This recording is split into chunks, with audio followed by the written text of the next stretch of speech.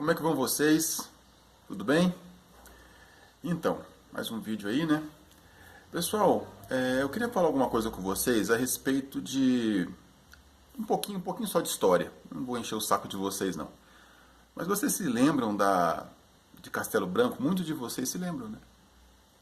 Vocês se lembram do ministro chamado Delfim Neto? Acho que muitos de vocês se lembram desse nome.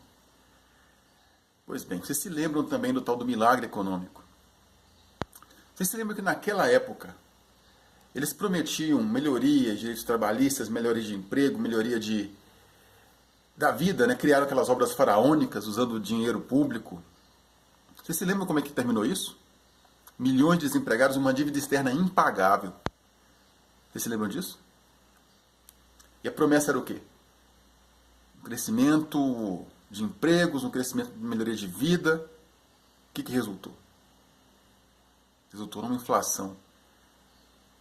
Né? E culminou onde? Vocês se lembram? Collor de Mello.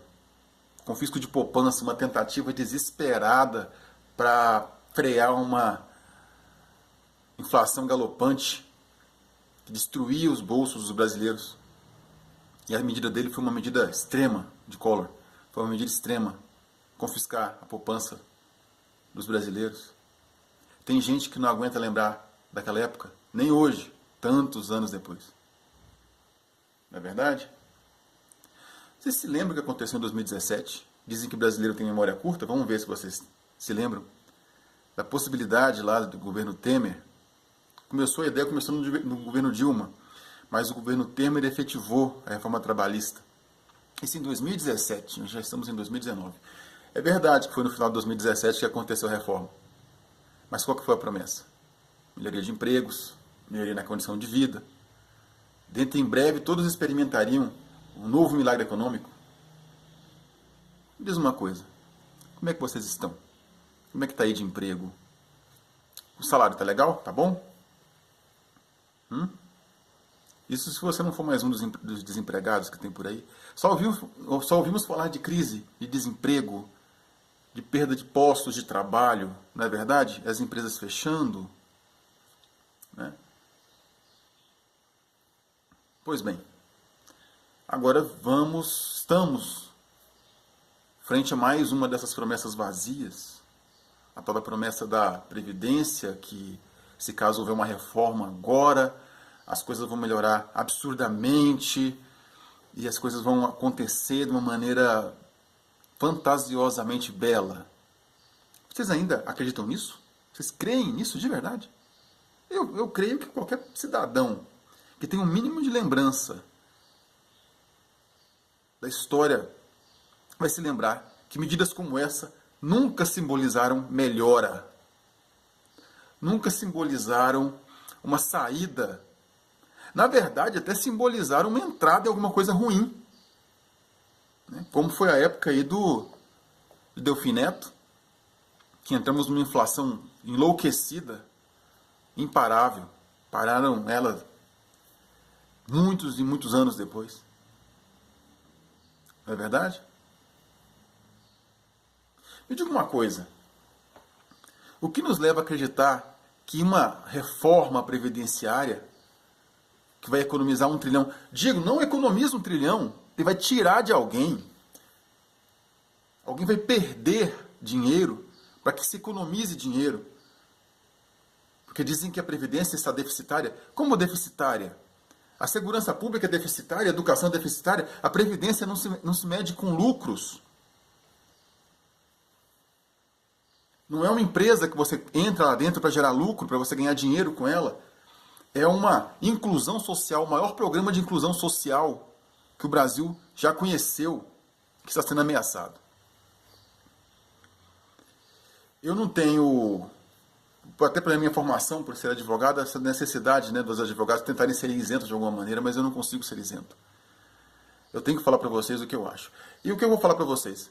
Meus amigos, se vocês tiverem tempo de contribuição suficiente, se vocês tiverem tempo para se aposentar por tempo de contribuição, façam e façam logo.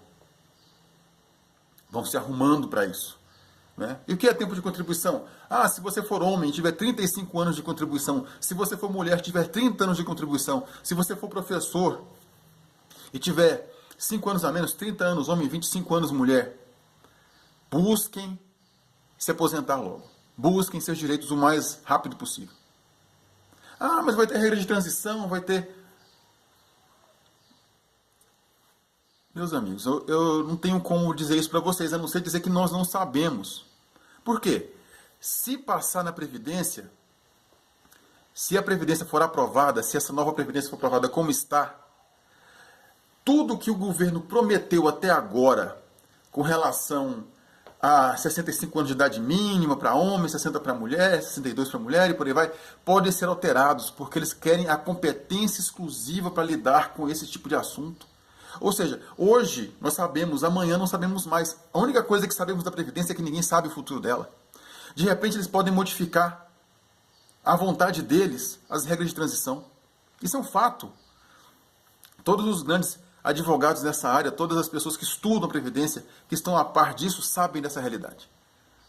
Então eu digo para vocês, ainda faltou, né, os trabalhadores em situação especial, aqueles que têm insalubridade, riscos químicos, físicos, biológicos, ergonômicos e psíquicos. Esses têm direito a 25 anos, em regra, mas tem aqueles que têm direito a 20 até a 15.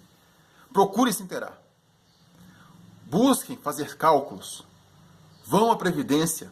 Visitem os sites da Previdência.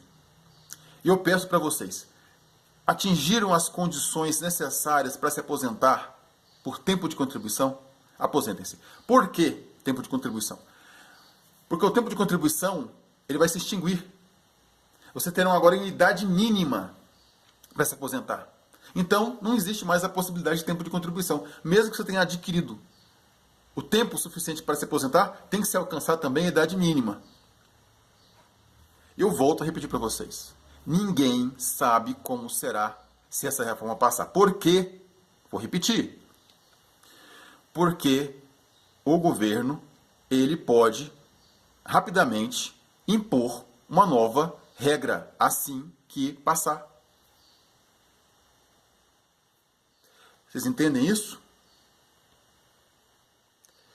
Então, eu espero que vocês tenham entendido essa informação.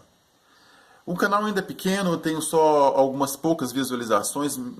A maioria das pessoas que visitam são ex-clientes meus, alguns amigos, né, pessoas que já me conhecem, que visitam esse canal. Então a coisa é meio mambembe mesmo. Eu faço aqui no meu celular, eu faço no tempo que dá, minha pauta é muito pequena, tenho outros assuntos para tratar. Mas isso eu queria falar com vocês diretamente. Eu queria falar mais algumas coisas, mas eu não quero ultrapassar muito tempo do vídeo, para o vídeo não ficar muito longo, vocês não ficarem olhando essa minha cara também muito tempo, que é cansativo ficar observando um vídeo tão comprido como esse. Então eu volto em breve e falamos depois.